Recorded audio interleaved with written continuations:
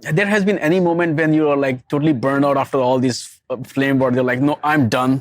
I'm done with kernel. I'll go and do something else. No, I've never been burnt out in that sense. I mean, it happens commonly that I say, okay, now I mean, just the last merge window was fairly painful. So there was 2 weeks of not just the regular work of a merge window, which is my busiest time anyway, but there were issues going on anyway. And when I finally closed the merge window, I was like, okay, I'm going to take a breather. But it's not like burnout kind of breather. It's more like, okay, it's good. I have a calm week coming up. I have some travel. I will just step back for a couple of days and then I'm fine again.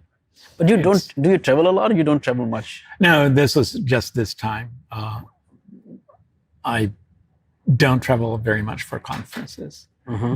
But my point is, even normally, I can just say, okay, I'll do something else for 3 days, right? And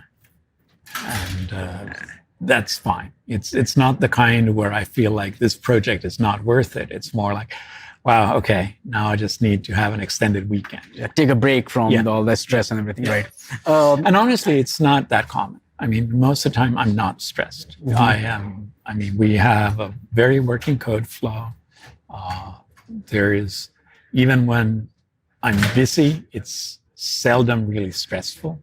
It's more like, okay, now I need to sit in front of the computer from early morning to fairly late at night. Right. But that's the first week of the merge window. It's always like that. And that's normally not a big deal.